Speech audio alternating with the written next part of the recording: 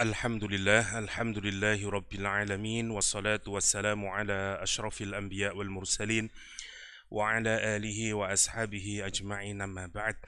Ikhwa fillah rahimakumullah, jamaah salat maghrib yang dirahmati Allah subhanahu wa ta'ala. Kita melanjutkan tadabbur kita akan surah Al-Mulk. Kita awali dari ayat yang ke-7 kemarin, berkenaan dengan neraka jahanam. Setelah Allah subhanahu wa ta'ala menyatakan di ayat yang ke-6, walilladzina kafaru birabbihim adzabu jahannam wa bi'sal masir. Ayat sebelumnya Allah menyatakan bahwa salah satu fungsi dari bintang atau star adalah sebagai rujuman lisyayatin, sebagai seperti batu yang dilemparkan kepada setan. Allah menyatakan rujuman lisyayatin, dan bagi setan itu adalah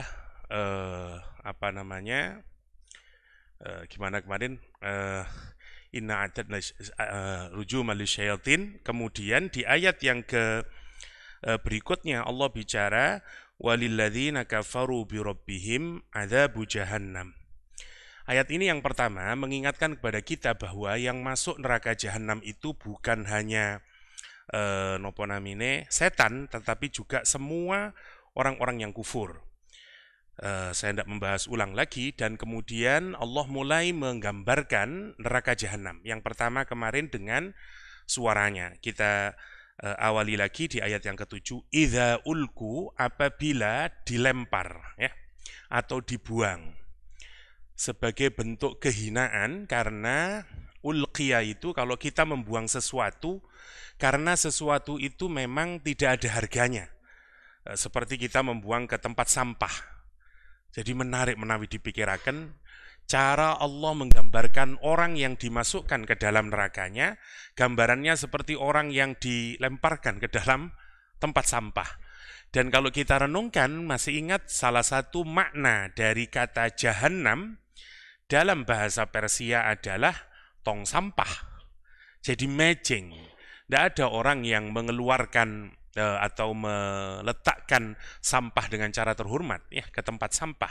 Karena itu Allah menggunakan idza ulqu, ketika dilemparkan fiha, ke dalam neraka jahanam, sami'u, kalian semuanya mendengar, yakni orang yang masuk ke dalam neraka, laha, terhadap neraka itu, syahiqan, syahik, wahia tafur. Saya ingin kita agak mendalami kata syahik ini.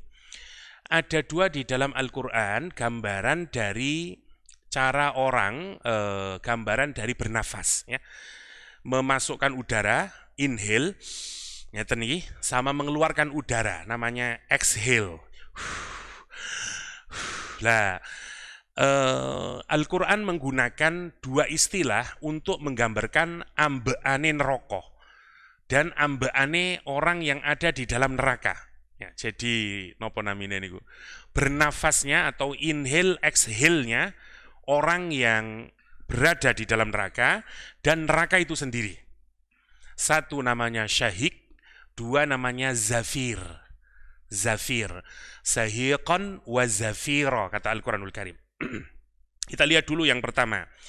Di surah Al-Furqan ayat 12, Al-Quran menyatakan, idza ra'athum min makanin ba'id sami'u laha taghayyudhan wa zafira.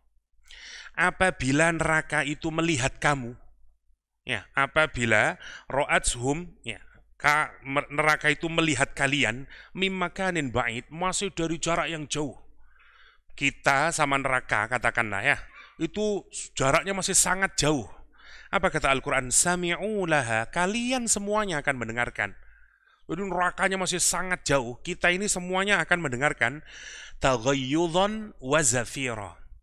Taghayyudhan dari kata ghaidh. Orang marah itu bahasa Arabnya ghadab. Tapi kalau marahnya pun teng mriki, ya, saking nemene marah, bukan ghadab lagi, tapi ghaidh. Ghaidhun. Makanya salah satu ciri orang muttaqin di dalam Al-Quran, orang yang menelan amarah. Kalimatnya itu, wal kadhiminal ghaidh wonten surah Ali Imran nggih menawi kelintu. Menarik untuk difikiraken napa namine.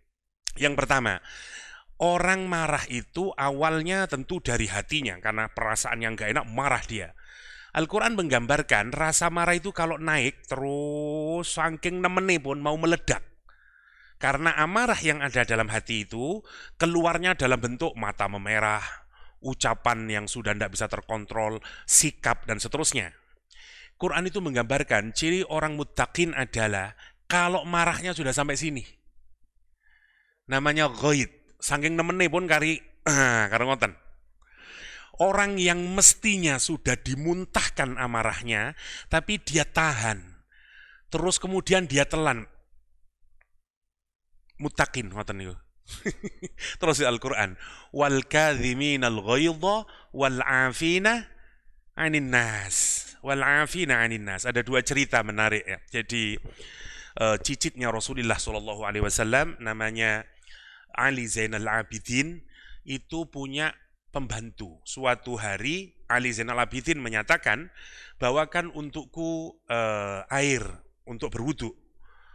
Wah, bersegera dia mengambil air, tetapi tanpa sengaja, karena mungkin tergopoh-gopoh ya, dia menyiramkan air itu ke bajunya Ali Zainal Abidin. Ya tentu saja puasa semuanya, kelihatan marahnya. Ya, wajar nopo boten marah? Ya wajar mawon, karena memang niki lagi rame marah-marah Ibu Risma ya. Jadi marah kelihatan mukanya niki. Tapi karena ini pembantunya sinten? Ali Zainal Abidin, cicitnya Rasulullah SAW, pembantune ya pinter Quran. Dibacakan ayat ini. Ya, Masya Allah, dibacakan ayat ini. Ciri dari orang yang muttaqin itu adalah alladzina yunfikuna fis sarra'i wadh-dharra. Orang dia akan menafkahkan baik di waktu dia senang atau di waktu dia susah. Itu ciri muttaqin. Jadi kalau dia infak, ndak nunggu lagi banyak duit. Punya ndak punya, dia tetap infak. Kenapa? Karena itu ciri hati yang benar kalau dalam berinfak. Jadi wong medit kali mboten medit niku ukurannya itu kalau mau kita renungkan. Kalau jenengan lagi banyak duit infak biasa mawon, tapi kalau lagi ndak punya apa-apa infak, nah itu yang menarik.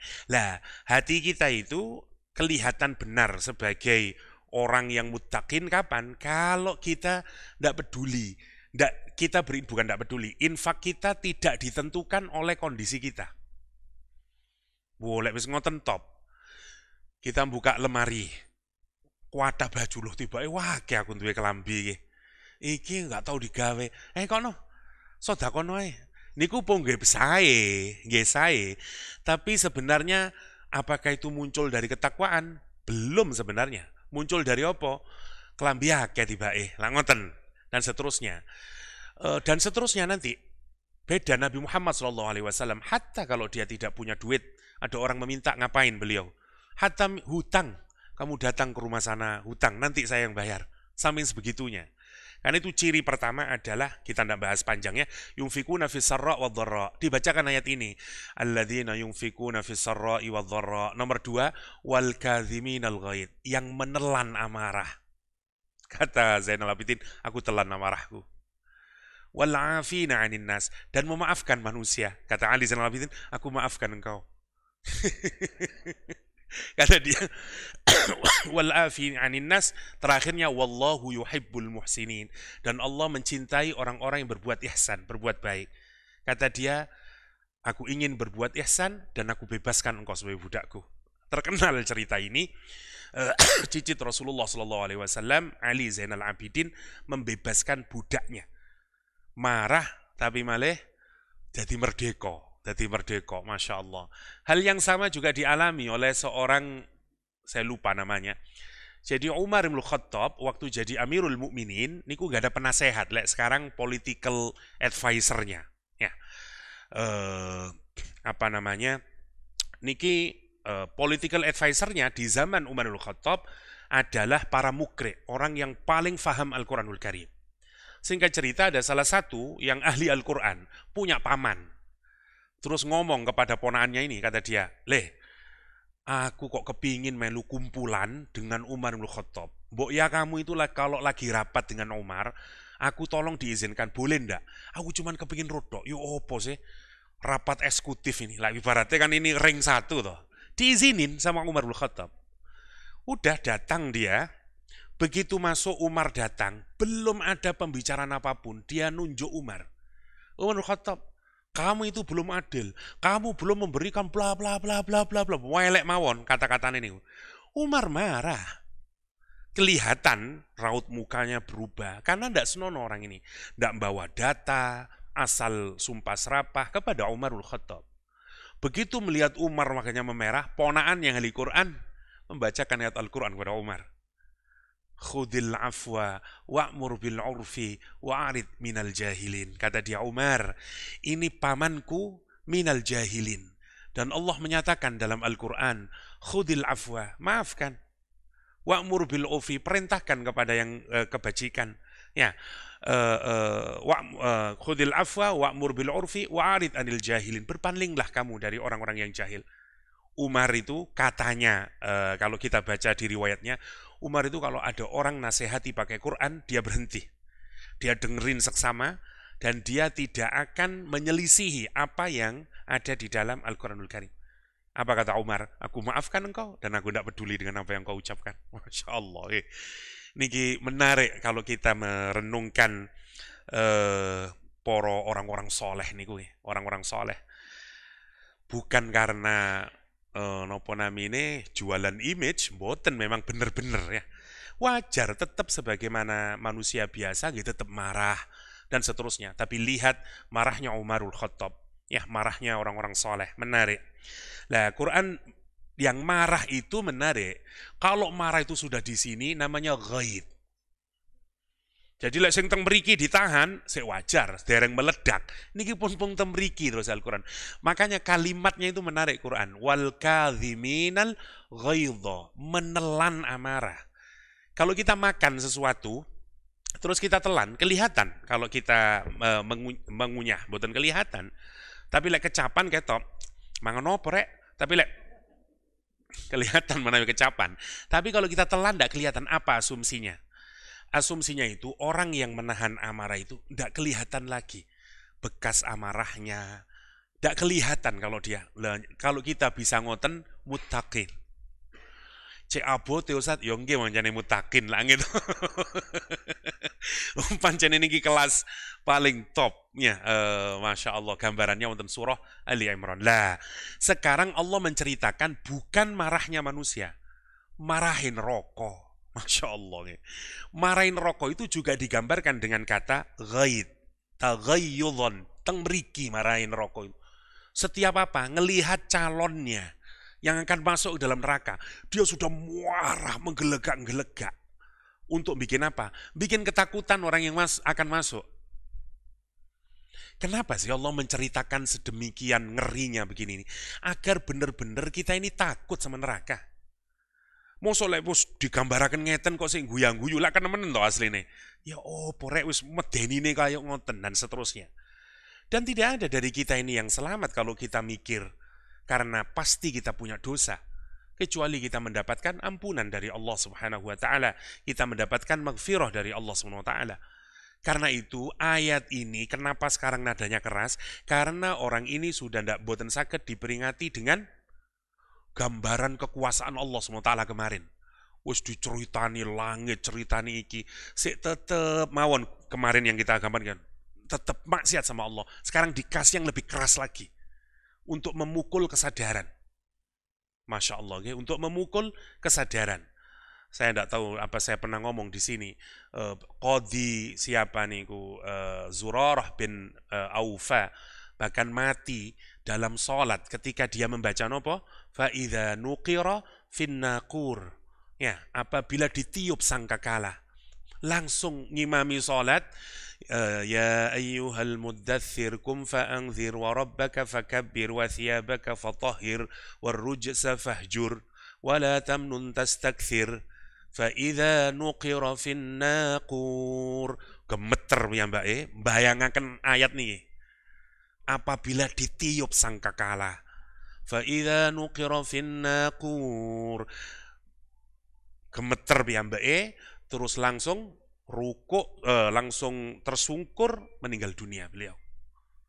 Satu cara meninggal ingkang indah ya, meninggal dalam keadaan ibadah nikmat Allah Subhanahu wa taala.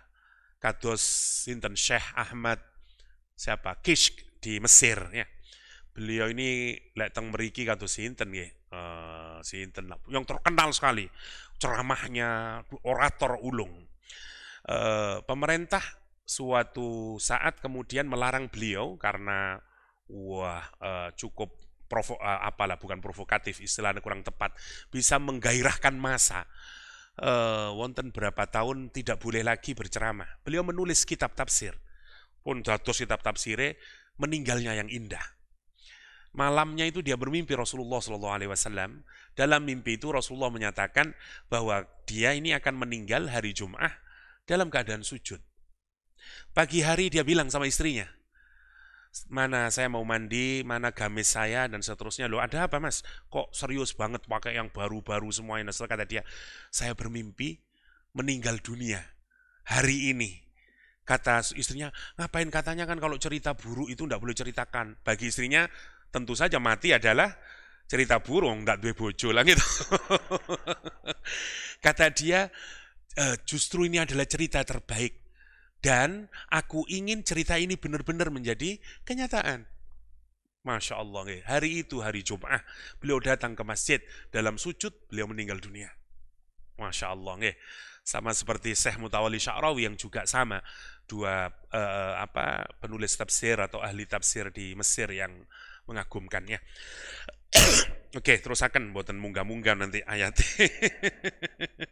Jadi Al-Quran menggambarkan kalau kita neraka itu melihat orang yang akan masuk ke dalamnya, apa kata Al-Quran? Taghayyudun, marah dia. Marahnya itu bukan sudah di sini, ditambahi dengan zafira. Dia ngeluarin suara, saking nemennya ya. Dan orang itu kalau dengerin suara orang marah, itu menakutkan. Kalau dengerin orang lagi seneng, senang lah gitu. Kados seluring Sunda, tanda seneng. Kalau orang itu lagi marah, suaranya juga tidak enak, apalagi suara neraka. Jadi yang pertama, syahikon sama zafir, kalau di dalam Al-Quran ada yang dirujukkan kepada neraka, tapi ada juga yang dirujukkan kepada sinten? Orang yang masuk dalam neraka, seperti di surat Hud. فَأَمَّا الَّذِينَ شَكُوا فَفِي النَّارِ لَهُمْ فِيهَا زَفِيرٌ وَشَهِيقٌ. Kata Al-Quranul Karim. Adapun orang-orang yang celaka, yang syakawah ya, orang yang celaka, apa kata Al-Quran?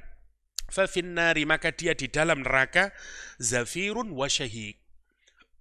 Macam-macam maknanya zafirun wa syahiq. Satu, ada yang menyatakan suaranya menjerit keras, syahiq suara yang lemah.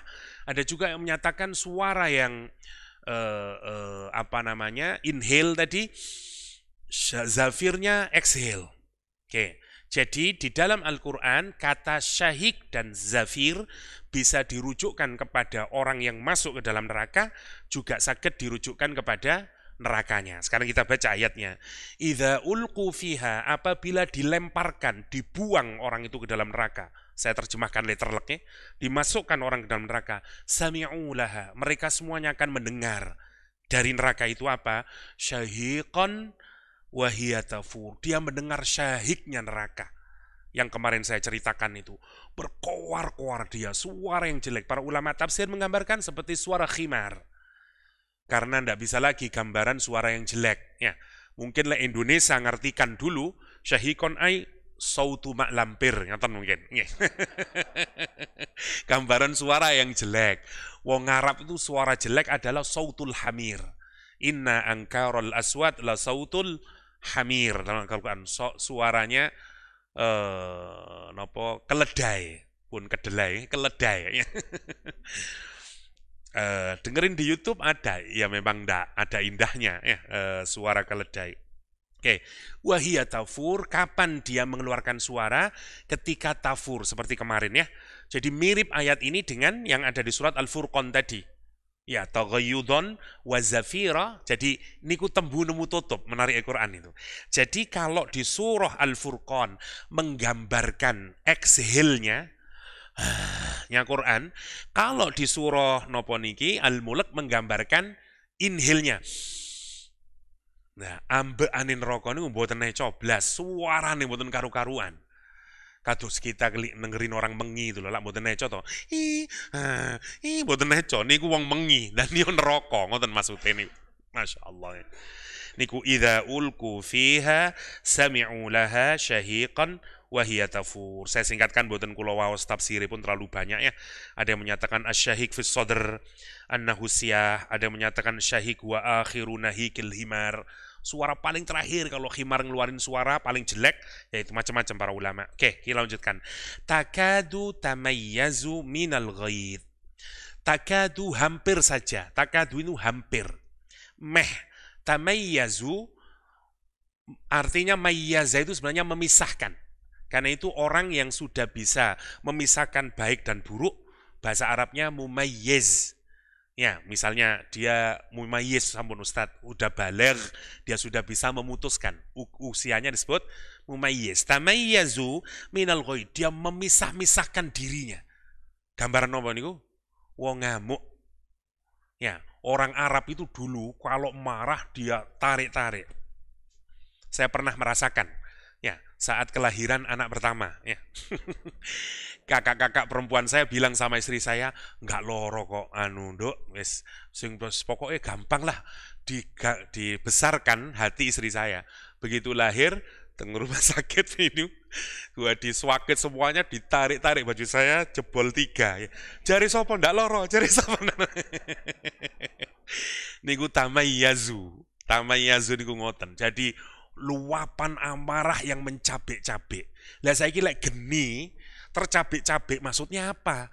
Jenengan menawi ningali api yang mulat-mulat terus pecah-pecah itu saking. Nah niku lamine tamayyazu. Jadi Allah SWT menggambarkan neraka itu persis seperti makhluk. Hidup. Bukan hanya seperti api. Dia punya marah. Bahkan di tempat yang lain dia seperti ibu yang tidak mau melepaskan. Jenengan lek ningali lari alit digendong sama ibunya, apa yang dilakukan oleh ibunya? Ojo sampai ucul, logur kok, tetap dipeluk dan seterusnya. Ya, fa ummuhu hawiyah. Ibunya adalah hawiyah. Wong Arab atau kita semuanya kalau dengar kata ibu, nopo yang dibayang kita? Pelukannya, kasih sayangnya, senengnya kita kembali kepada ibu, perlindungannya kepada ibu, lah gitu. Ibu beda kali bapak. Kalau kita pergi ke mana lah, ke pasar atau apa, anak itu di samping ibu terus. Dan dia bingung, nih, bapak mboten mikir pun ngelujur terus, langit. Pancen ngoten. Menarik. Lah, niku tasih di apalagi kalau tambah kecil. Tambah digendong, boten sakit, ojo sampai logur, dan seterusnya. Quran itu menggambarkan dengan sarkastik. Orang yang masuk neraka, wah, wis ngeten, kita ini kalau mau memaksimalkan seneng, atau mau memaksimalkan susah, caranya nopo? Bikin surprise. Nah gitu. Ulang tahun istri jenengan, sampean lupa lah, katakanlah. Terus nggawa tas kresek ireng deleni pojokan. Bojone ngenteni ae wis misale ndak eling kayak bojoku sapa. Apa Mas ireng-ireng kok embo ta sapa arek-arek kon deleni pojok ngawur arek-arek. Coba jelon. Misale kan ngono lho. Dibuka, wah, babe misalnya atau apalah. I love you. Wah, seneng deh nih. Seneng mana kalau langsung dibuka dari masjid dikasihkan dengan model yang nomor 2. Model nomor 2 kenapa? Karena wonten surprise. Nah, Quran niku full ngoten niku. Jadi koyoke seneng, tibane mboten seneng. Untuk apa niku? Cikne tambah nyungsep. Fa ummuhu hawiyah. Wis seneng niki ngrungokno wong Arab nih. Ya kalau kita ndak ada bedanya karena kita bukan orang Arab asli zaman itu. Tapi bagi orang Arab zaman itu mendengar kata ibu, bano wis masih mlebu neraka tapi kan seibu. Fa ummuhu hawiyah wa ma adraka ma hiya, kata Allah Subhanahu wa taala. Memangnya kon ro sapa ibumu hawiyah iku? Narun hamiyah.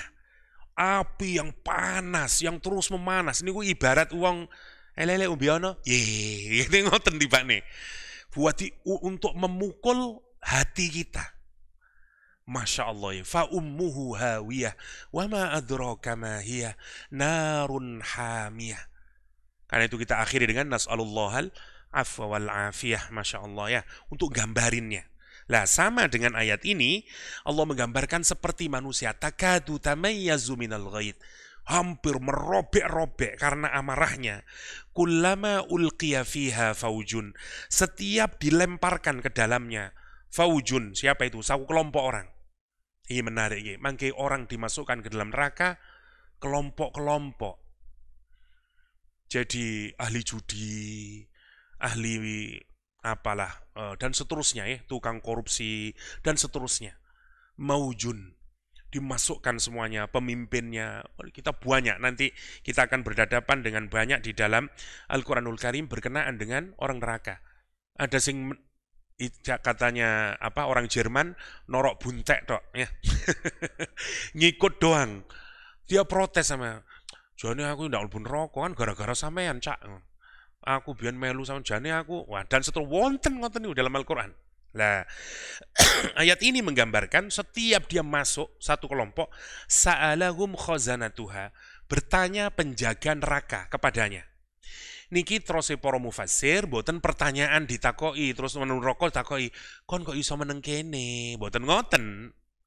Prinsipnya ngeten rokok niki tidak ada kesenangan sedikit pun di neraka nih.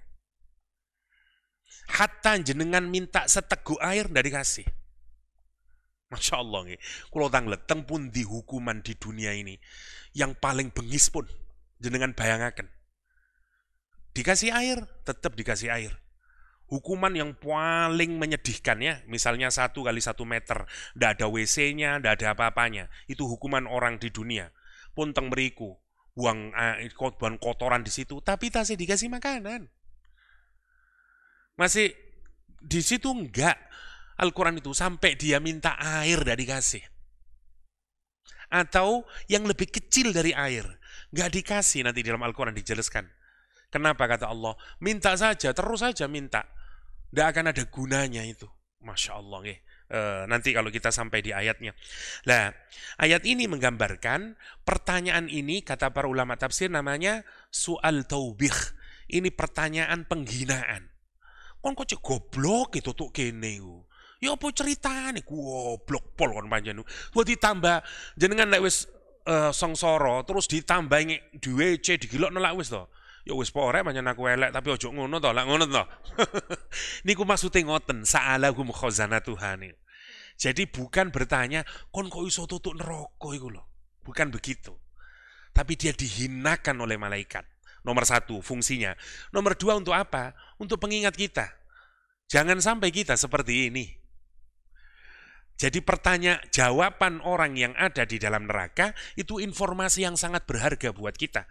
Kata dia, sa'alahum khazanatuha, penjaga nerakanya bertanya kepada dia, alam ya'tikum nadhir. Tidak datangkah kepadamu nadhir? Nadhir maknanya 2. Yang pertama nadhir Rasulullah SAW. Karena Rasul adalah nadhir sama bashir, ngasih peringatan terus. Kalau ada tambahan huruf ya, nadhir, bashir, rohim, alim, maknanya terus menerus. Nabi tidak mengingatkan sekali 2 kali, terus mawon. Nadhir istilahnya. Nadhir. Yang nomor 2, nadhir Al-Quranul Karim. Sebagian ulama tafsir menyatakan, ya karena sampun turun Al-Quranul Karim, alam yatikum nadhir, gono Quran ta, gono pengajian ta, tidak ada majelis taklim ta, tidak ada masjid ta, nggak ada Nabi Muhammad ta, dan seterusnya. Lihat, dihajar orang ini dengan pertanyaan-pertanyaan dan seterusnya. Ibaratnya orang itu nggak lulus SBMPTN, nah misalnya, padahal wis kunci jawabannya dikasih, kursus ya wis kalian kon kok cek goblok lele, lah ngoten to gampangane. Kunci lah wis ono to, anu kabeh to. Duitnya wis nyungsep tambah ditwakoni, wis meneng lah Pak, pancen aku goblok ngoten yang sama lah. Kita kadang sama istri begitu ya.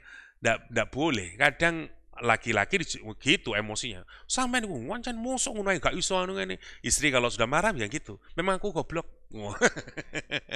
Itu puncaknya karena dia sudah marah. Lah semacam ini. Kenapa begitu? Karena dia merasa terhina. Itu maunya Al-Qur'an. Wes melbun rokok dihinakan lagi. Allah, itu maksudnya sa'alakum khazanatuha alam ya'tikum nadhir. Lah ngeten iki lek jenengan waos piyambak malam hari tahajud mesti nangisin, mboten kira mboten nangis. Takadu tamayyazu minal ghaid, terus ngiling ya Allah, cek susahane ya. Kullama ulkiya fiha faujun sa'alahum khazanatuha alam ya'tikum nadhir, diulang lagi. Alam ya'tikum nadhir, ya Allah. Wedi nangis mangke berbesmili. Mari kroso enteng donga teng pangeran. Jenengan sepuro kula ya Allah, sepuro bojo kula ya Allah, anak kula ya Allah, tiang sepah kula ya Allah. Itu yang paling berharga. Mata yang menangis karena takut sama Allah tidak akan pernah disentuh neraka. Itu yang jauh lebih mahal dalam kehidupan kita. Dan nanti hati ini ku plong, padang, yasroh sodrohu lil Islam. Lah berubah kabeh, ngamuan dadi ilang, kabeh ilang mangke. Karena kita melakukan tazkiyah an-nafas, kita mensucikan diri dengan Al-Qur'an. Dirubah sendiri dengan Al-Quranul Karim jiwa kita. Allah memplongkan. Kalau Allah ridho jadi mudah. Ya hidupnya jadi mudah. Bojo nanti melihat jenengan berubah saya mas. Wah misalnya. Apa gara-gara tahajud misalnya. Dan seterusnya. Itu sebenarnya yang kita inginkan. Ya. Alam ya'tikum nadhir. Apa jawaban mereka? Lihat. Orang ini sekarang berkata jujur. Qalu bala. Qalu mereka berkata bala. Bala niku of course lek bahasa Inggris. Jawaban sing wis mesti. Kon lah wis mari mangan toh, kok sik luwe ae. Ya iya nyen mari mangan, sudah ndak bisa ditolak lagi jawabannya. Ya. Bukankah Jakarta itu adalah ibu kota Indonesia misalnya? Kita jawabnya bala. Ya. Jadi kalau pertanyaan negatif jawabannya bala. Niku jawaban yang sudah tidak diragukan lagi. Mesti iya. Dia menyatakan bala. Memang ada Al-Quran. Memang datang Nabi Muhammad. Memang wonten pengajian. Dia tidak bisa bohong di akhirat. Kalau di sini asumsi dia, sampean kula kok ndak salat, aku pancene biyen bapakku biyen sik wonten mawon alasan. Tidak nanti di akhirat qalu bala. Apa kata dia? Qad ja'ana nadhirun. Sungguh telah datang kepada kami nadhirun. Lihat kalimatnya. Dia menggambarkan Nabi Muhammad SAW atau nadhir, siapapun saja yang memberikan peringatan dengan kalimat ja'a. Tidak mudah mendatangi. Kenapa? Ditentang, dikuyo-kuyo dan seterusnya ya. Fakadzabna, yang pertama yang dia lakukan, dia mendustakan. Niku ciri ahli neraka. Kadzdzaba niku awalnya tahu tapi dia dustakan. Kalau kafaro niku mancen mboten tahu. Ditolak ae. Males pun lek kafaro niku. Ngrungokno hal sendah niku kafara. Tapi lek kadzdzaba dia tahu, bener iki. Tapi ya apa ya? Nah, terus didustakan. Namanya kadzdzaba. Ya, ciri orang ahli neraka yang pertama di ayat ini adalah fakadzdzabna. Dinasehati didustakan, dinasehati didustakan. Persis seperti bapaknya Khalid bin Walid yang kemarin kita ceritakan itu, kadzdzaba. Wadalus pinter segala macam, pinter orangnya. Kurang nopo kalau kita pikirkan itu. Allah kasih harta yang sangat banyak. Membentang hartanya dari Mekah ke Taif. Punya anak satu, harta sangat banyak, kaya raya dia. Dua, anaknya banyak, 11 anaknya. Dan semuanya ada di sampingnya. Anaknya nurut, selalu siap bantu orang tua. Ada orang tua yang banyak anaknya, tapi si J gak ono sing di rumah. Podo anu karepe dhewe nyandi sing kok embo wis arek-arek cek repote cekelane. Niki mboten. Wa banina syuhuda kata Al-Qur'anul Karim. Anak-anak yang selalu hadir. Masya Allah. Malan mamduda. Dunyane dipanjangkan sama Allah. Banyak hartanya. Dan otaknya cerdas. Otaknya cerdas. Dia tahu Quran itu benar. Tapi nanti berubah. Fakadzabna. Ini maksudnya. Fakadzabna. Masih alhamdulillah karena punya anak Khalid bin Walid yang menjadi panglima dalam Islam. Tapi Walid bin Mughirah, salah satu musuh bebuyutan Rasulullah SAW yang digambarkan wonten surah Al-Muddathir. Al-Muddathir. Le Abu Jahal niku wonten surah Al-Alaq, Walid bin Mughirah wonten surah Al-Muddathir. Tapi dua-duanya tidak disebut namanya masih. Satu yang disebut namanya persis niku sinten? Abu Lahab. Cirinya ngeten lek Quran niku. Lek Quran itu nyebut namanya langsung, tidak akan ada lagi orang seperti dia dalam sejarah. Tapi lek disebut dengan abstrak, itu bakal wonten malih orang yang mirip-mirip dengan dia. Jadi Abu Jahal sekarang masih ada, karena itu Rasulullah SAW, Fir'aun misalnya, dan seterusnya. Lah Abu Lahab nemen, Abu Lahab nih. Bayangan ponaan piyambak pertama kali Rasulullah niku wong meneng dhuwur gunung karena turun ayat Al-Qur'an suruh ngasih peringatan kepada saudara-saudaranya, wa anzir ashiratakal aqrabin. Dia ini ngamek batu-batu dengan kedua tangannya itu dilempari Nabi Muhammad, sumpah serapai.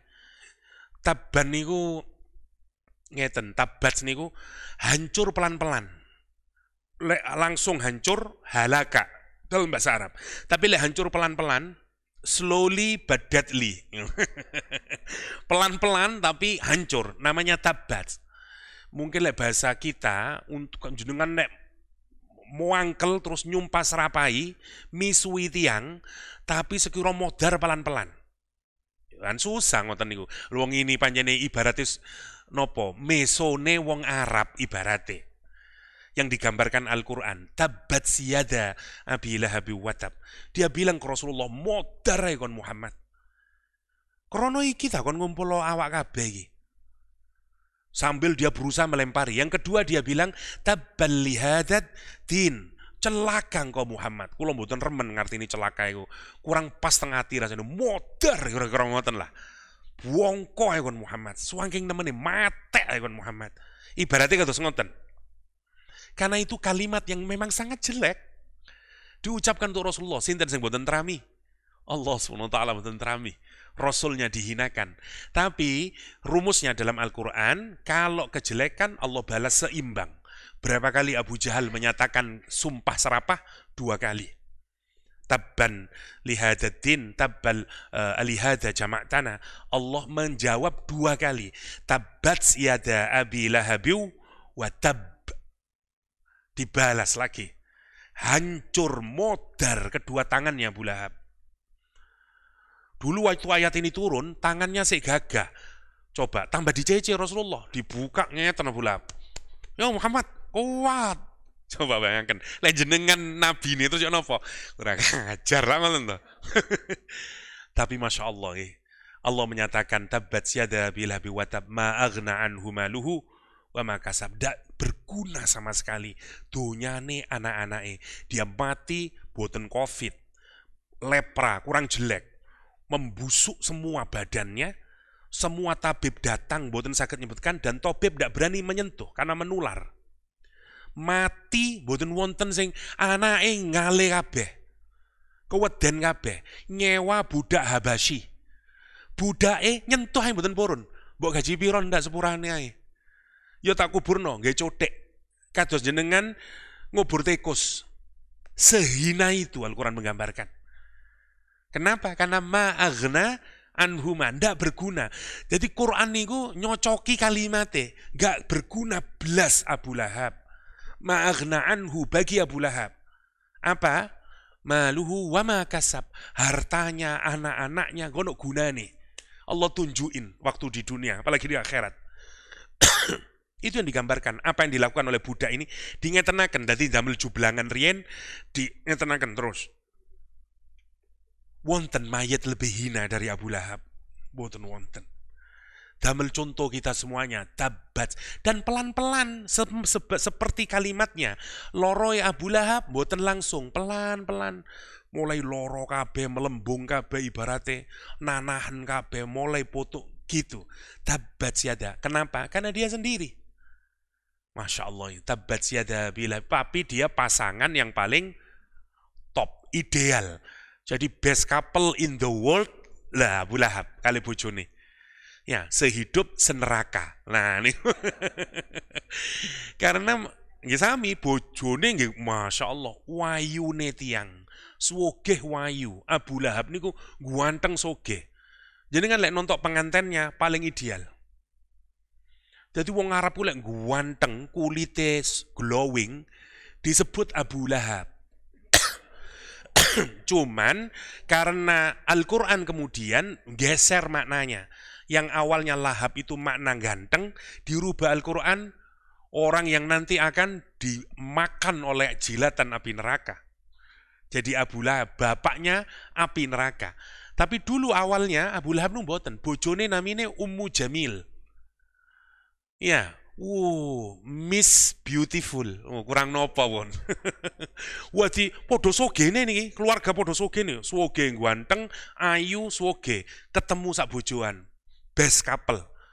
Tapi podo weleke atine, podo mungsuhe Kanjeng Nabi yang neraka bareng-bareng. Fi jidhiha hablum mim masad. Di sininya itu dia membawa lek saniki emas, nggih.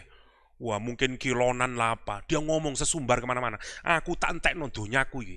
Gawe ngelarani Muhammad. Saking nemene. Orang kalau kaya itu dulu ndak pernah bawa kayu. Sing ono nopone namine rine. Niku pekerjaan budak. Ummu Jamil saking benci dengan Kanjeng Nabi, bano tak gawa dhewe. Tak pastekno tak delen Dek, tempat-tempat yang dilalui Muhammad. Hammalatal hatab. Perempuan yang membawa kayu. Sampai dia merendahkan dirinya sendiri. Ndak apa-apa wis untuk memusuhi Muhammad. Coba bayangkan. Wonten sak bojo sing ngoten niku. Klop finnar. Masya Allah, Masya Allah. Kula teng pundi pundi dadine niki. Qalu bala qad ja'ana nadhirun fakadzabna wa qulna. Lihat, yang pertama dia mendustakan. Azan riyan nggih. Kita lanjutkan sampai selesai bagian yang kedua. Saya agak cepat. Takadu tamayyazu minal ghaid kullama ulkiya fiha fawjun sa'alahum khazanatuha alam ya'tikum nadhir. Qalu bala qad ja'ana nadhirun fakadzabna. Yang kedua, dia menyatakan apa? Faqulna wa qulna ma nazzalallahu min syai'. Dan dia berkata apa? Ma nazzalallah. Allah sama sekali tidak menurunkan wahyu min syai' sedikit pun. Gak ono. Allah itu tidak nurunin apa-apa kok. Ditentang iku lah sekedar ucapan Muhammad aja. Itu kedustaan ya. In antum illa fi dhalalin kabir. Enggak lain kamu itu kecuali berada di dalam kesesatan yang sangat besar. Satu kesalahan yang harus ingat adalah kedustaan. Saelek-elek tiang, tapi kalau dia mau jujur, mboten mendustakan, itu dia masih akan punya peluang insya Allah. Mudah mendapatkan hidayah. Kenapa Walid tidak bisa mendapatkan hidayah? Karena takdzib. Karena kedustaan. Kenapa Abu Jahal? Niku Allah anugerahkan dengan semua pikiran sing sehat, pinter, tapi nolak. Orang yang model ngeten niku ndak akan dapat hidayah. Tapi ada orang yang ahli maksiat, tapi jane krono bodoh nih. Karena dia ndak paham. Biasanya yang kayak begini masih jauh lebih mudah untuk mendapatkan hidayah Allah subhanahu wa ta'ala. Berbeda dengan model Abu Jahal, Abu Lahab.